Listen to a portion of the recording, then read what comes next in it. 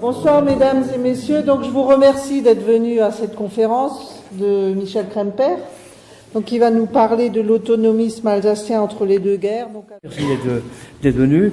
Donc un petit mot pour me présenter. J'ai commencé par dire que je suis alsacien. Mon nom peut vous le laisser deviner. Je m'appelle Michel Kremper. Je suis alsacien par ma famille. Je suis alsacien par mon parcours scolaire, puisque après des études sur Mulhouse, j'ai poursuivi 2 cycles d'études supérieures à Strasbourg, dont une partie à l'Institut d'études politiques de Strasbourg, avant de poursuivre sur la région parisienne et de préparer et de soutenir une thèse de doctorat en sciences économiques. Donc je me définis comme politologue, parce que j'ai étudié la science politique. Je me définis aussi comme économiste, parce qu'après cette thèse, j'ai exercé pendant de nombreuses années dans des cadres divers, mais principalement donc comme économiste. Je me définis aussi comme historien, parce que après une activité professionnelle de 42 ans et plus, arrivé à l'âge de la retraite, j'ai décidé de consacrer une large partie de mes loisirs à l'histoire. Alors l'histoire, ce n'était pas quelque chose d'inconnu pour moi. À l'Institut d'études politiques de Strasbourg, dont j'ai été étudiant, l'histoire occupait une place conséquente des enseignements, pas loin de 40 à 50%, au moins dans les premières années. Mais donc, par la suite, j'ai décidé d'approfondir certains points d'histoire qui m'intéressaient, en commençant d'abord par l'histoire de ma famille. Je suis alsacien, d'une famille originaire du Sundgau, qui a été fondée par un immigré suisse d'après la guerre de 30 ans. La guerre de 30 ans se termine en 1648 par le rattachement d'une partie de l'Alsace à la couronne de France. L'Alsace, à ce moment-là, 1648, est complètement dépeuplée, de 50 à 60% de la population disparue, soit des mouvements de troupes, soit des maladies comme la peste, le choléra, etc.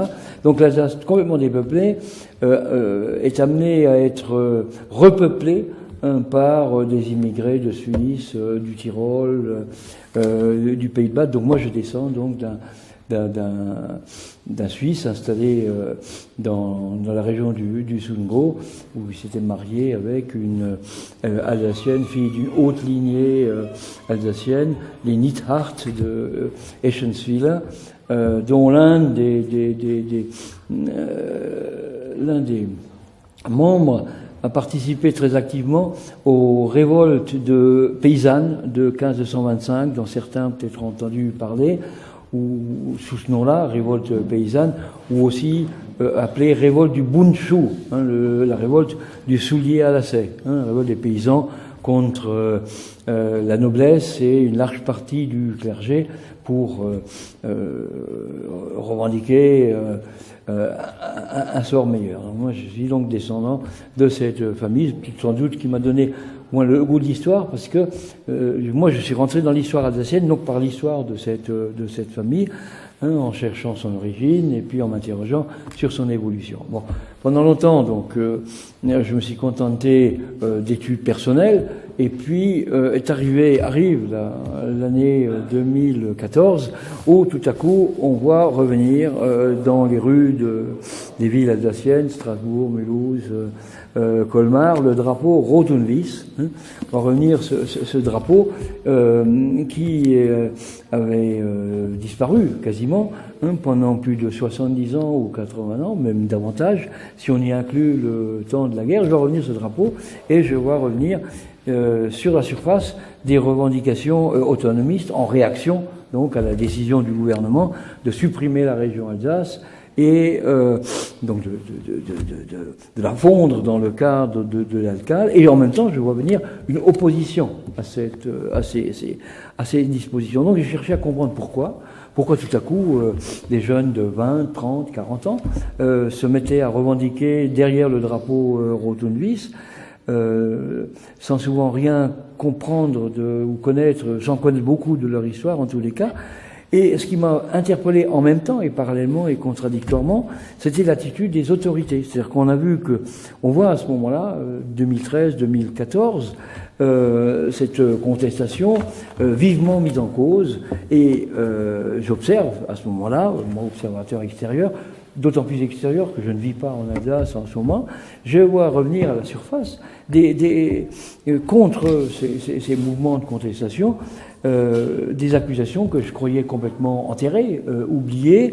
Je vois revenir dans les propos des hommes politiques, de certains hommes politiques, dans les articles de journaux, je vois revenir une espèce d'amalgame qui me surprend donc à ce moment-là énormément. Rotenvis, autonomiste, régionaliste, assimilé au nazisme. Et donc là, du coup, je me suis dit, mais attends, comment est-ce qu'en 2014, on peut encore développer ce point de vue? Donc j'ai cherché, en fait, à comprendre quelles étaient les sources de l'autonomisme, en quoi l'autonomisme alsacien pouvait avoir interféré avec le nazisme, et en quoi, surtout, il se différenciait. Et qu'il était donc tout à fait injuste et à la limite calomnieux de vouloir considérer que les gens qui se trouvaient derrière le drapeau Rosenwies pouvaient avoir quoi que ce soit d'acquaintance avec le nazisme. Donc c'est le point de départ. Je vous livre le point de départ de mes interrogations. Et donc pour répondre à ces questions, j'ai commencé à interroger l'histoire, j'ai commencé à interroger les historiens qui avaient écrit sur cette période, et c'est à ce moment-là que j'ai constaté que l'autonomisme alsacien était bien antérieur à l'entre-deux-guerres. En fait, l'autonomisme alsacien moderne, on va dire, naît dès 1875, dès le rattachement donc de l'Alsace au Reichsland, la cession de l'Alsace au Reichsland. L'autonomisme alsacien fait vient une première fois à la surface. Et l'homme qui va porter ce premier courant autonomiste alsacien, c'est un homme de la région de Saverne, c'est Charles Schneegans, qui est un politique d'un certain âge déjà, et qui donc développe avec ses amis politiques un premier courant autonomiste qui va progressivement prendre de l'ampleur. Et même supplanter ceux de ces Alsaciens qui restaient sur une ligne de protestation contre la cession. Pendant longtemps, la vie politique alsacienne, donc du XIXe siècle, la fin du XIXe siècle, va être partagée entre ces deux pôles, ce qu'on avait appelé les protestataires, c'est-à-dire les gens qui ne cessaient de protester, mais ils vont protester de plus en plus timidement vers la fin du siècle contre la cession de l'Alsace à l'Allemagne, et un courant partisan de la prise en main de leurs affaires, des affaires d'Alsace par les Alsaciens eux-mêmes. Et donc cet homme qui porte ce courant, c'est un dénommé donc Schneegans de Saverne, député, et qui va réunir autour de lui un certain nombre d'amis politiques. On va dire qu'il se situait grosso modo au centre-gauche de l'échiquier politique, c'est-à-dire parmi les libéraux. Donc c'est à Saverne que ça se passe, qui est le premier foyer. Pour ça je parle de Saverne comme un haut lieu. Mais les amis de Schneegans ne vont pas rester seuls, parce que dès avant la guerre de 14 se développe une autre mouvance autonomiste, c'est la mouvance, on va dire, chrétienne, principalement catholique, bien qu'il y ait aussi eu des protestants dans cette mouvance-là, et c'est une mouvance donc qui se développe à partir des années 1900 et va donner naissance à un parti qu'on appelle le Zentrum Elsass-Lothringen, le parti du centre, qui rassemble principalement des chrétiens sociaux, on va dire. Jean Képy est un homme de cette génération-là, c'est-à-dire de ce nouvel autonomisme, celui qui se développe donc à partir de 1900 et quelques, et qui va donc avec un certain nombre de ses amis structurer ce centrum alsacien, cousin, disons, du parti du centre allemand. Voilà. Donc évoquer un deuxième personnage. Ce personnage-là naît à Mulhouse, hein, donc mais va avoir des attaches tout à fait étroites avec la ville de Haguenau, parce qu'il va devenir secrétaire général de la mairie de Haguenau dans l'après-guerre, hein, de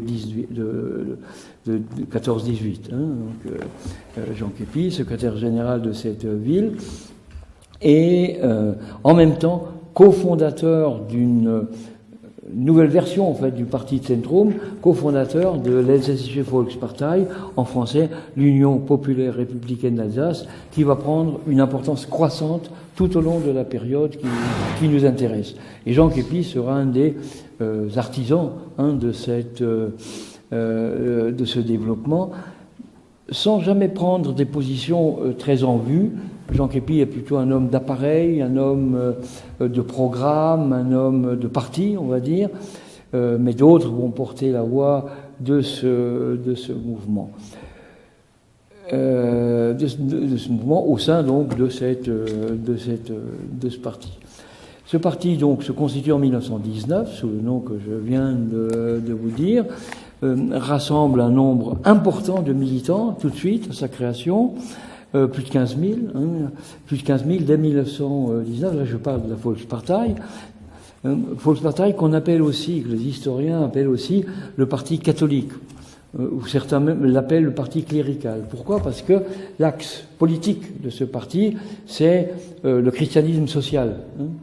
Voilà, le christianisme social. Bon. Et donc, c'est dans ce cadre-là que va se développer, dans un premier temps, une mouvance qui n'est pas autonomiste, au sens que les mots vont prendre plus tard, mais qui se situe sur les bases d'un régionalisme très affirmé. Régionalisme, ça veut dire quoi ? C'est-à-dire sur les bases d'une revendication, hein, d'institutions spécifiques à l'Alsace, permettant aux Alsaciens de gérer administrativement leurs affaires eux-mêmes. Il faut dire que, pour nourrir cette revendication, il s'était passé en 1911 un événement très important. Les autonomistes, d'avant la guerre de 14, avaient obtenu, en fait, pour l'Alsace, un statut tout à fait particulier, avaient obtenu une constitution.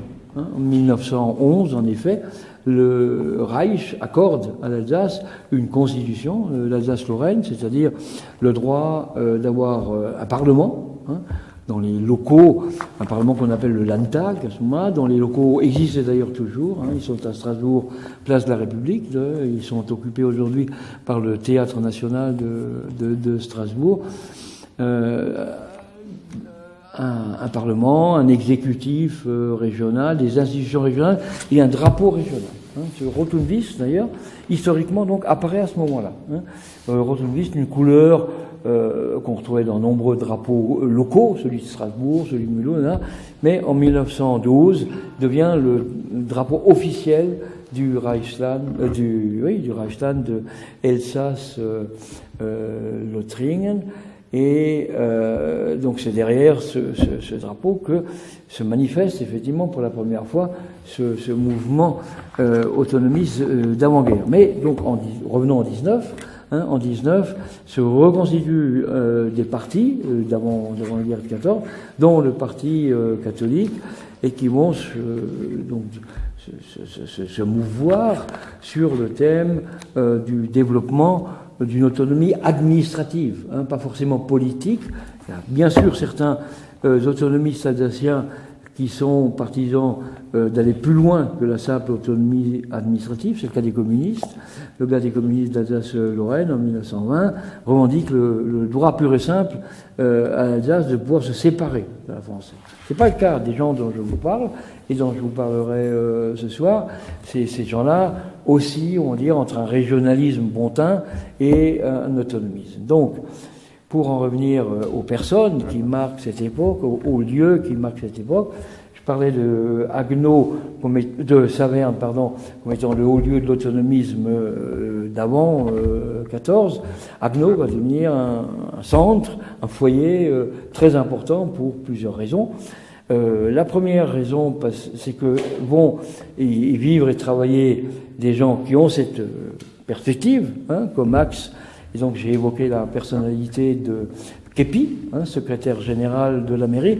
Il faut que je vous dise un mot de l'abbé Gromer, qui figure sur l'affiche. L'abbé Gromer, à ce moment-là, est une des 10 personnalités, disons, alsaciennes importantes, qui lui est bibliothèque archiviste à la ville de Haguenau, et va mener lui une carrière plus publique que celle de Képi. Képi, je vous ai dit, c'est l'homme de l'appareil, l'homme du parti. L'abbé Gromer va être une des figures que le parti, la Volkspartei, va mettre en avant et va présenter à des élections. Donc l'abbé Gromer va devenir conseiller général de ce secteur, hein, et il va occuper ce poste pratiquement jusqu'à la guerre. Il va même au sein du conseil général du Bas-Rhin accéder à une position forte, puisqu'il va devenir président de la commission permanente du conseil général. Je ne sais pas si ça dit quelque chose à tout le monde, c'est que le conseil général, dans l'ancienne formule, aujourd'hui encore, un exécutif. Donc, à l'époque, donc cet exécutif s'appelle la commission permanente, et l'abbé Gromer prend la tête donc de celle du Bas-Rhin. Ça veut dire que c'était pas non plus le dernier des derniers. Hein. Donc, ça peut vous surprendre de voir qu'un abbé s'était présenté dans ces fonctions-là. En réalité, le parti, la Volkspartei, est un parti qui est largement investi par le clergé. Hein. Nombreux sont les curés, les chanoines, qui, avec l'autorisation de leur évêque, prennent des postes clés dans ce parti, se présentent à des élections et occupent des fonctions politiques tout au long de l'avant-guerre, ce qui ne sera plus le cas à partir de 1947. En 1947, l'évêque de Strasbourg va strictement interdire à son clergé tout investissement politique. Mais donc à ce moment-là, c'est pas le cas, et l'abbé Gromer est un exemple, si vous voulez, hein, d'un de ces curés engagés dans l'action politique et engagé massivement dans l'action régionaliste, hein, puisque l'abbé Gromer, comme Képi, estime que l'Alsace doit pouvoir prendre elle-même ses affaires en main, comme les Allemands l'y avaient conduit en 1911 avec la Constitution, et vont donc animer un certain nombre d'actions qui vont tout de suite déplaire au gouvernement en place, parce que dès 1919, le gouvernement en place donc décide d'abord de mettre fin à la Constitution dont bénéficiait l'Alsace, hein, d'avant la guerre, et il décide d'emblée de mettre en place en Alsace le même cadre administratif des départements, hein, que dans le reste de la France, et envisage même à un moment de s'attaquer à toutes les particularités que l'Alsace avait conservées en 19.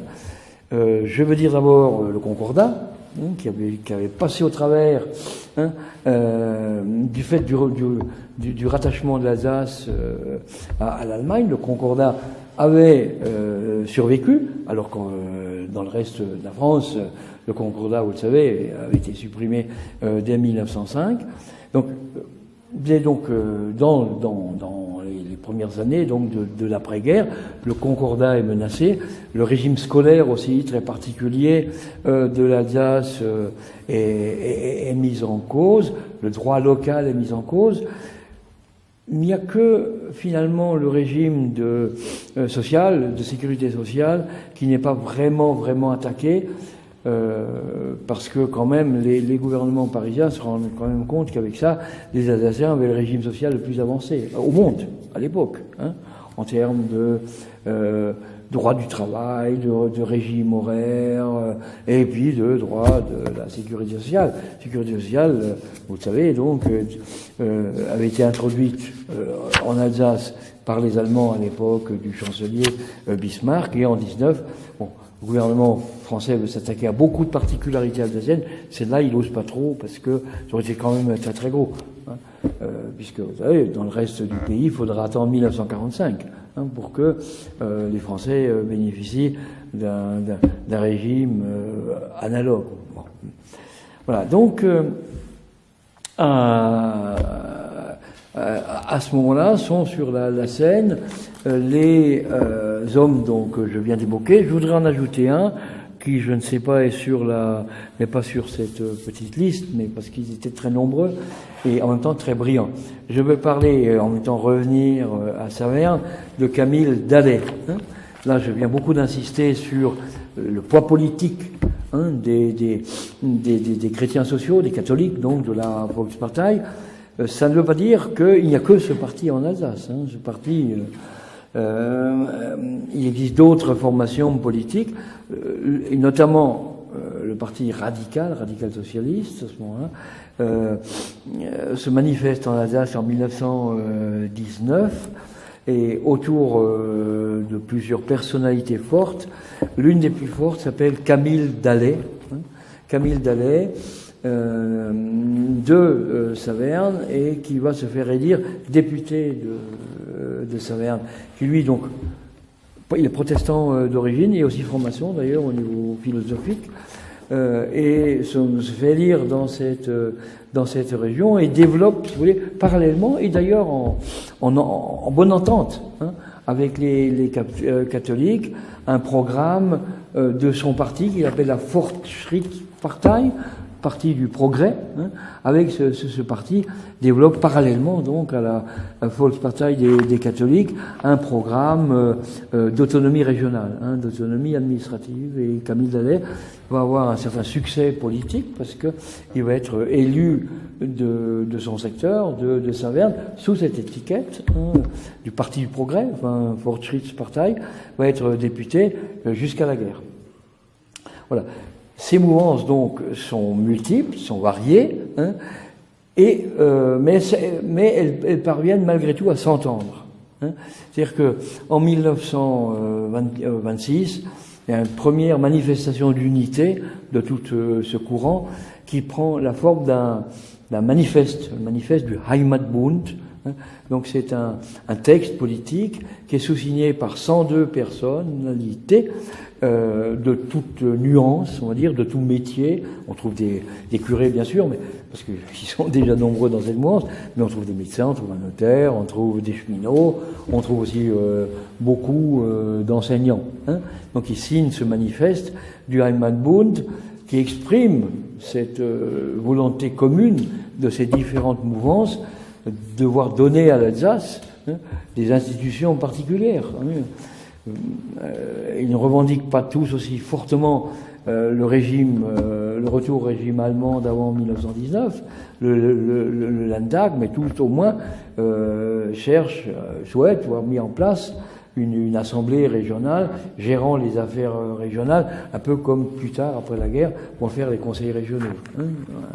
Donc ces gens-là sont philosophiquement très différents les uns des autres, puisque je vous dis, ça va des communistes, ça va donc des progressistes, des catholiques jusqu'aux communistes. Les communistes rejoignent cette mouvance et constituent ensemble le Einheitsfront, le front de l'unité, front de l'unité alsacienne.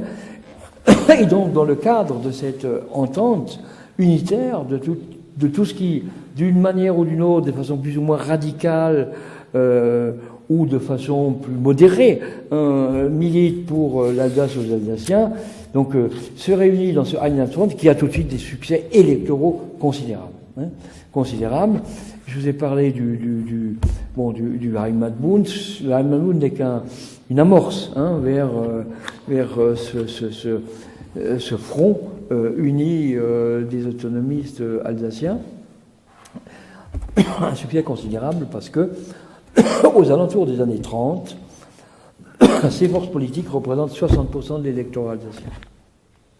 C'est-à-dire qu'il n'y a que 40% d'électeurs alsaciens qui se retrouvent derrière ce qu'on appelle les partis nationaux, c'est-à-dire des partis qui militent pour faire entrer l'Alsace dans le rang républicain de la République une et indivisible, les socialistes de la SFIO. Il y a les radicaux qui n'ont pas suivi Dalet. Dalet vient du Parti radical, mais ils rompt avec eux pour faire la Volksfront-Partei. Et il y a des mouvances, disons, plus à droite. Je dis à droite parce qu'elles se recrutent dans les milieux monarchistes, dans les milieux nationalistes français, mais qui, ensemble, on ne représente que 40%, le reste étant sur une ligne soit complètement autonomiste, soit autonomisante. C'est le terme que j'utilise dans mon... Voilà. Donc, voilà ce qu'on peut dire de cette époque. Pour les premiers personnages qui apparaissent sur la scène politique. Il y en a un dont je n'ai pas encore parlé, c'est Joseph Rosset. Les premiers, donc tout ce que je viens de vous dire, vous pouvez en trouver le développement dans ce premier livre. J'ai publié en novembre, 390 pages. Donc, je fais le tour de cette qui décrit cette évolution jusqu'à même au-delà. Là, je voudrais maintenant vous parler d'un autre personnage sur lequel je viens de travailler pendant de longs mois, que j'évoque dans le premier, mais dont j'ai voulu écrire la biographie. Là, je veux parler de Joseph Rosset, qui lui, contrairement aux autres, n'a que peu d'attache avec la Basse-Alsace, puisque Joseph Rosset, c'est un echte Sundgauer, un Sundgauien pur, sucre, né à Montrevieux en 1892, à Montrevieux, qui est donc dans une localité frontalière, pour l'époque, par rapport au Reichsland, du côté de Dannemarie, 8 km de Dannemarie, 12 km d'Alkirch. Rosset naît dans cette localité, qui a cette particularité, et ça va lui donner un rôle politique très important, d'être francophone. On est là-bas dans ce qu'on appelle le Sundgau Welsh. Il y a d'autres zones Welsh dans le Reichsland, notamment une bonne partie de la Moselle, en Alsace. Donc il y a des zones Welsh où on parle français. Et donc Rosset naît dans ce Sundgau Welsh. Il suit un enseignement primaire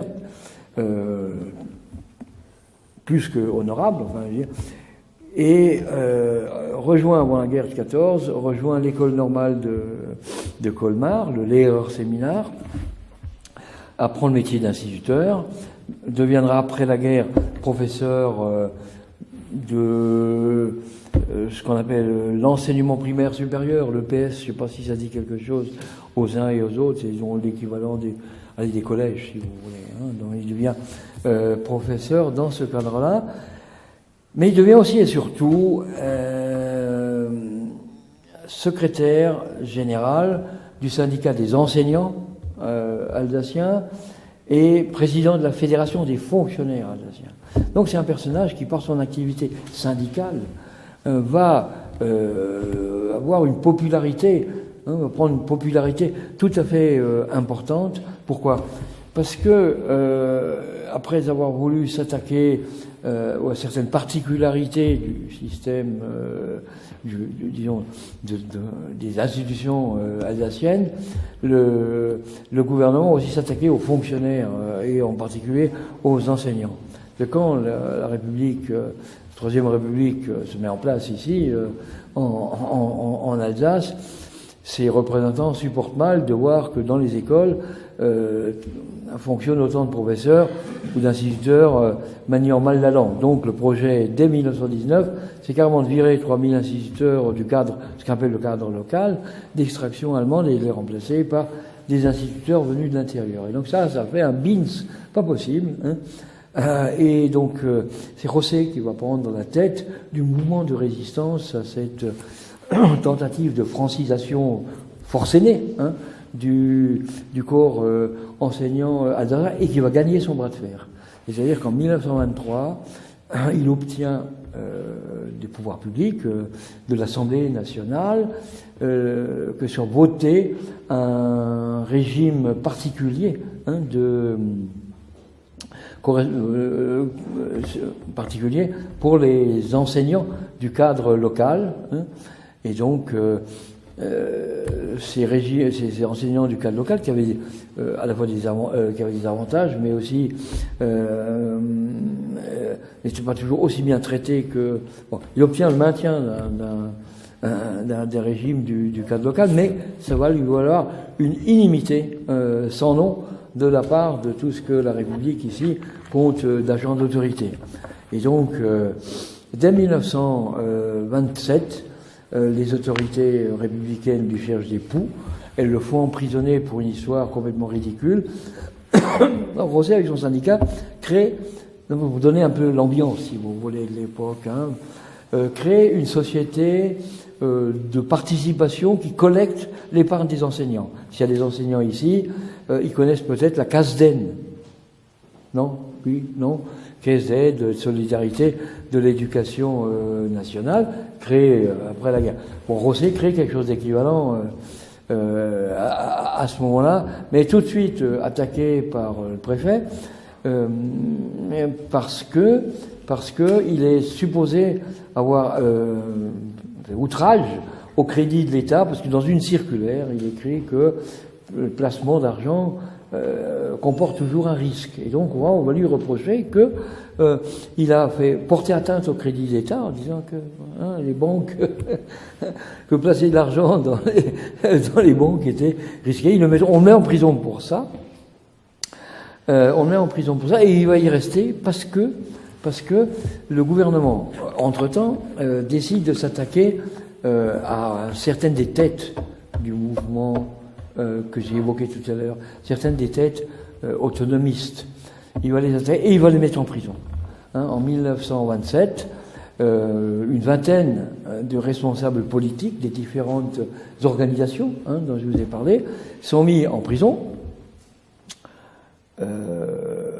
sous des accusations sérieuses, puisque en 28, on les défère devant la cour d'assises.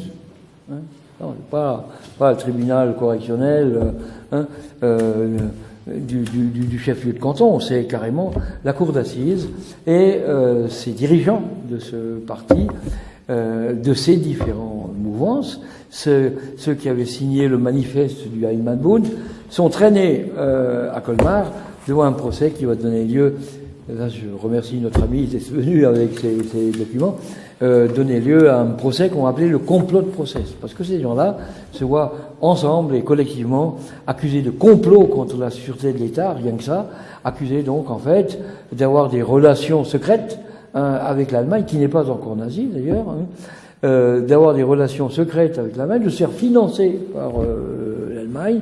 On les traîne devant la cour d'assises. Le président de la République lui-même vient en Alsace et il déclare dans un banquet de 600 banquetteurs, maires, parce qu'à l'époque, sur la Troisième République, on adore les banquets.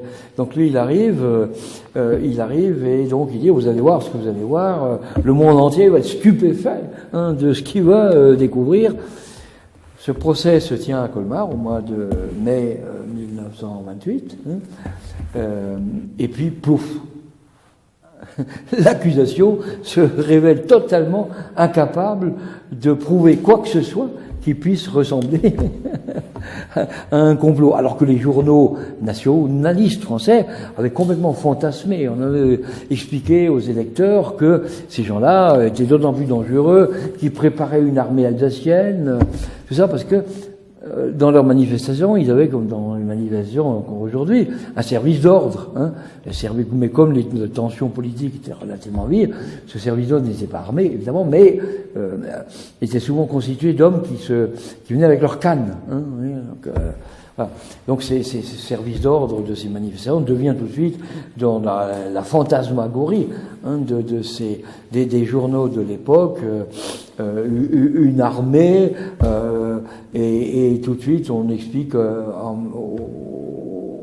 aux Alsaciens et au reste des Français que la meilleure preuve qu'il y avait complot, c'est qu'ils s'étaient répartis les postes, que l'un devait devenir président, c'est le docteur Ricklin, ancien président du Landtag de 1911, que d'autres devaient devenir ministres de l'Éducation.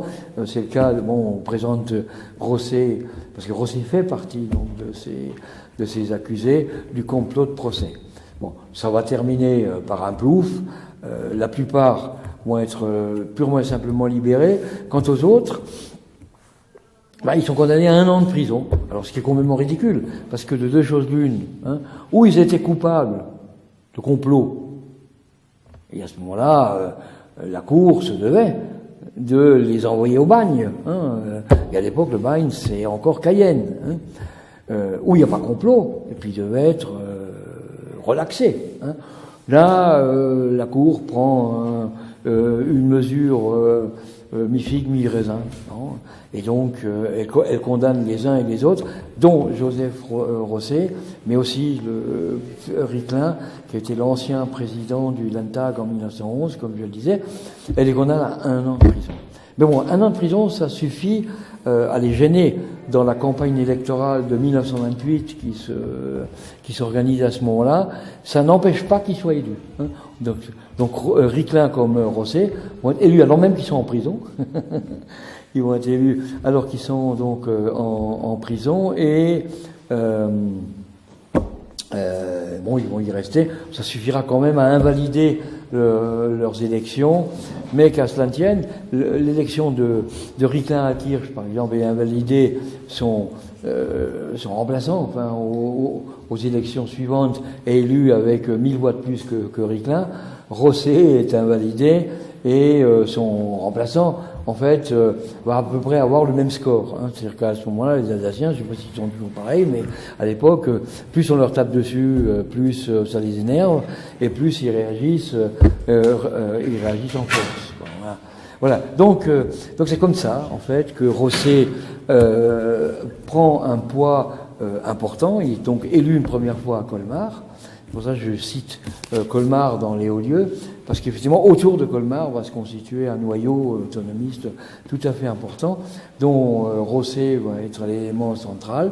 Rosset qui va être député de Colmar, il va être élu 3 fois, donc une première fois avec invalidation, puis 2 fois, il va être député en titre à l'Assemblée nationale.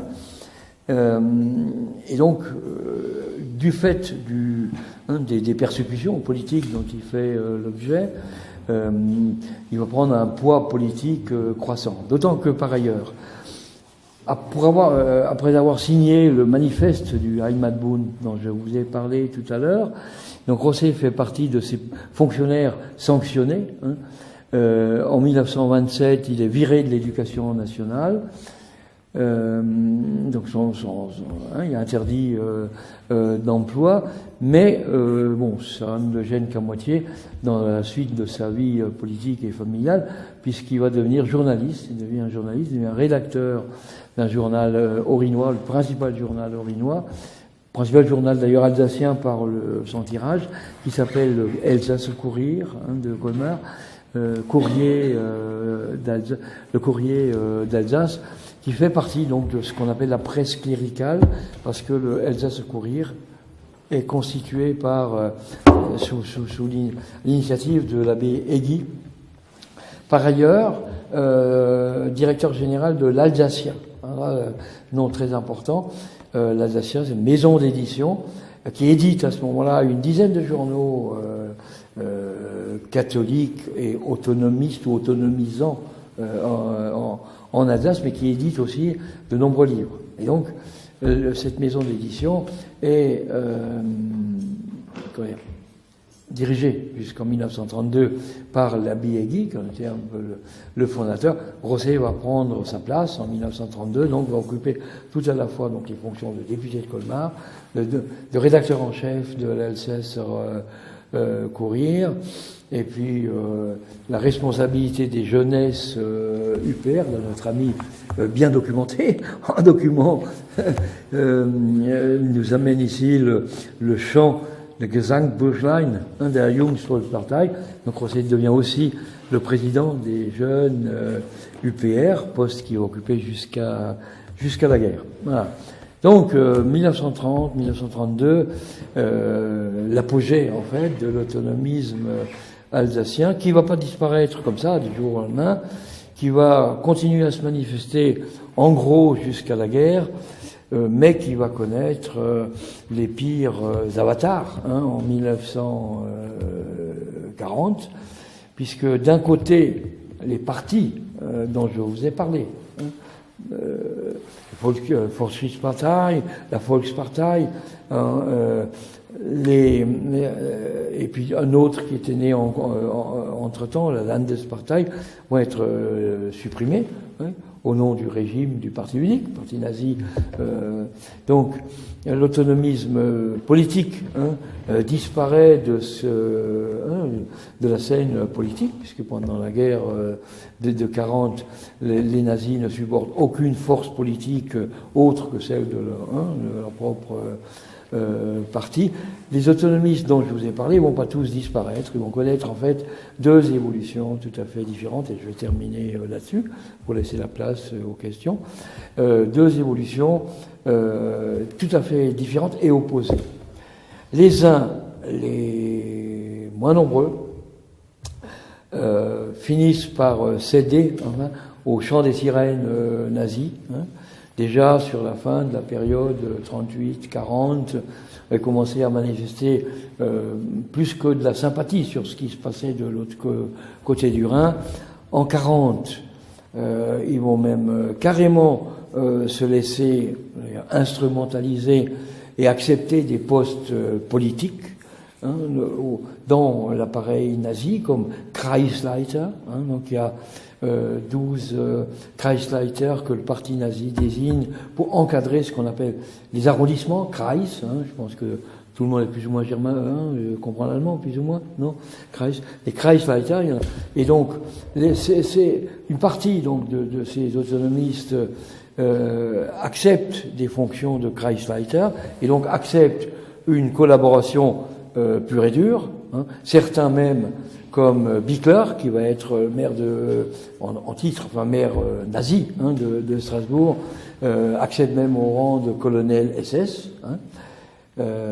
Donc certains jouent alors le jeu de la collaboration pure et dure, d'autres vont jouer un jeu plus délicat, plus difficile, pour tout au moins ceux qui restent en Alsace pendant cette période.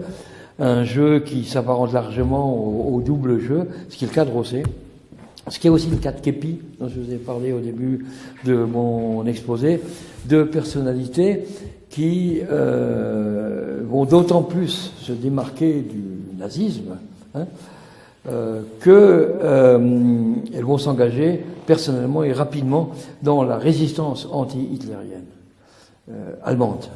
Alors, je ne sais pas si beaucoup connaissent le fait que en Allemagne, dès l'arrivée du nazisme d'ailleurs, il y a eu de nombreuses tentatives de différentes personnalités, de différents groupes pour débarrasser l'Allemagne du Führer. Ces tentatives vont se multiplier pendant la guerre. Il va s'en développer une très importante, celle qui a deux chefs allemands. Du côté civil, le docteur Goerdeler, maire de Leipzig, qui va prendre la tête de l'opposition politique à Hitler, l'opposition clandestine, évidemment, politique, et le colonel von Stauffenberg, qui est plus connu que le premier, colonel von Stauffenberg, qui va en fait se sacrifier en portant lui-même, en fait, le 20 juillet 1944, la bombe qui devait tuer le Führer, qui a failli le tuer, mais qui n'a pas eu ses pleins effets, parce que von Stauffenberg, un peu dans l'énervement des préparatifs, ne charge pas suffisamment la bombe. Elle est posée dans le grand quartier général où Hitler, de Prusse orientale, où Hitler ce jour-là est en compagnie du haut commandement de la Wehrmacht, mais c'est dans un bâtiment, toute fenêtre ouverte, donc la bombe explose, mais comme le local n'est pas fermé, donc 4 personnes sont tuées, mais pas Hitler, parce qu'il est trop loin de la bombe. Donc, Rosset, comme Kepi, participe à cette opération. Pourquoi ils y participent? D'une part parce que, de par leur situation ancienne, et de par leur activité d'avant la guerre, il leur était difficile d'avoir des connexions avec la résistance française. Ils en ont quand même eu. Hein. La pharmacie d'Alais à Strasbourg servait en fait de point de contact entre ce groupe des Rosset, Képy, qu'on a appelé le cercle de Nancy, Nancy Kreis. Mais ces deux hommes politiques emmènent une partie de leurs amis, une cinquantaine au total, dans une organisation, le Colmar Kreis, qui s'associe donc à ce moment-là à la résistance anti-hitlérienne, qui obtiennent des chefs civils et militaires de cette résistance qu'en cas de succès de l'opération, l'Alsace puisse se retrouver sur une situation, d'autonomie de fait. Nous sommes en 43. Au moment où ces préparatifs se mettent en place, l'attentat a lieu en 44, mais en 43, les Américains, les Anglais sont encore loin. Ils viennent à peine d'arriver en Afrique du Nord.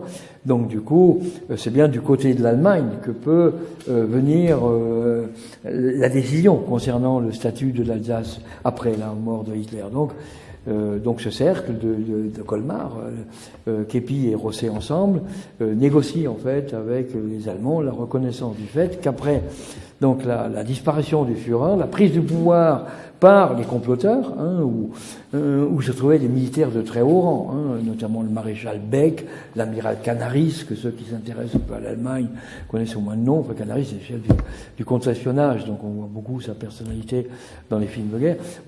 Donc un complot de vaste ampleur, auquel les Alsaciens participent en fait pour obtenir la possibilité de prendre leur sort entre leurs mains, et donc Képy et Rosset ensemble construisent un programme qu'ils appellent le Sofort Programme, qui est un ensemble de 60 mesures par lesquelles les conseils généraux, les anciens conseils généraux d'avant 40, que ces anciens conseils généraux en 40, réunis dans un exécutif commun, devaient mettre en œuvre, en fait, pour une fois les nazis éliminés, parce que ces équipes, enfin ce groupe, avaient obtenu en effet de la résistance militaire allemande l'accord pour le retrait immédiat des forces allemandes derrière ce qu'on appelait à l'époque le Westwall, la ligne Siegfried, si vous préférez. Une fois ce complot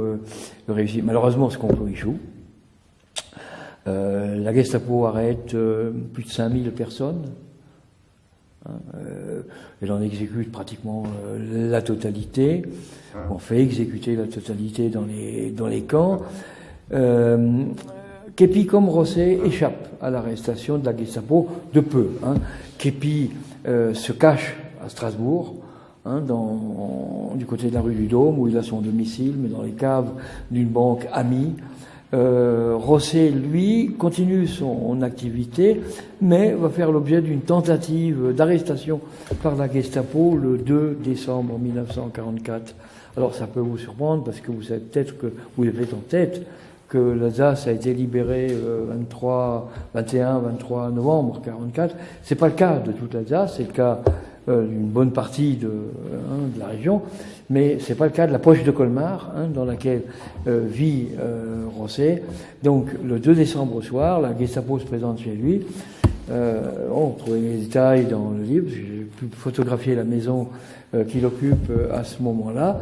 La Gestapo se présente chez lui, il échappe à l'arrestation, se réfugie chez une amie, une doctoresse de Colmar, docteur Sisler, et reste caché en fait, reste caché dans Colmar jusqu'au 2 février qui est la date de la libération de Colmar par l'armée américaine, ou les armées américaines et françaises réunies.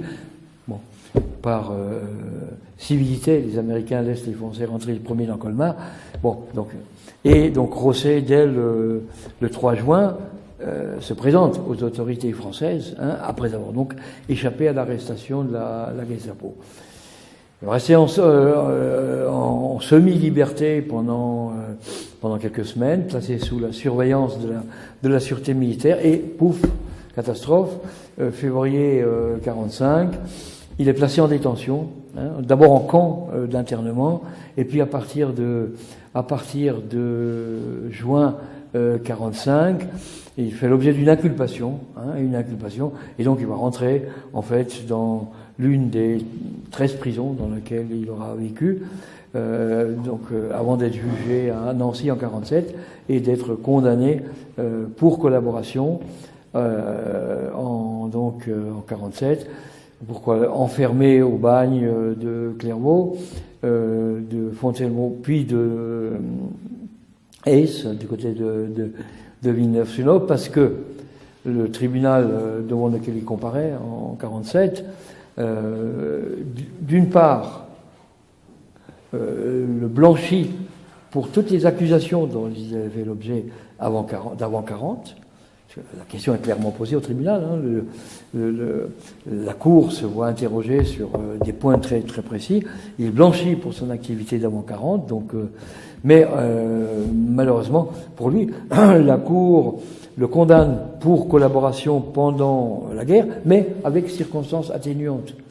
Parce que même si la Cour ne reconnaît pas l'importance de sa participation à la résistance anti-hitlérienne, quand même obligé de tenir compte du fait que s'il a eu des attitudes, on va dire, ambiguës, à ce stade de l'exposé, après on peut en discuter, ambiguës pendant la guerre, il a quand même eu clairement une attitude très ferme pendant cette période. Alors ça, vous me direz, c'est pour la première question, mais d'où le tenez-vous? Alors, au travail, pour faire ce travail, j'ai mené des investigations d'historiens. J'ai non seulement lu ce qu'ont écrit mes prédécesseurs, mais je suis aussi allé interroger les archives, de Colmar, de Strasbourg et d'ailleurs, des archives privées auxquelles j'ai pu accéder, éventuellement préciser plus tard pourquoi. J'ai aussi pu trouver différents témoignages de fonctionnaires, notamment celui du préfet Perrin, le préfet que la République nomme à Colmar d'abord, puis à Strasbourg, qui va écrire des mémoires une fois que... Et dans ces mémoires, il évoque très directement le cas Rosset pour expliquer que s'il ne savait pas comment Rosset était rentré en rapport avec von Stauffenberg, il en avait la certitude et la preuve matérielle. Donc, je veux dire, à partir d'un certain nombre de témoignages comme ça, la participation de Rosset me paraît suffisamment vérifiée pour que j'ai pu évoquer ce point-là et traiter cette histoire pendant la 50aine de pages où je traite de ce volet particulier. Voilà ce que je vous proposais pour introduire l'échange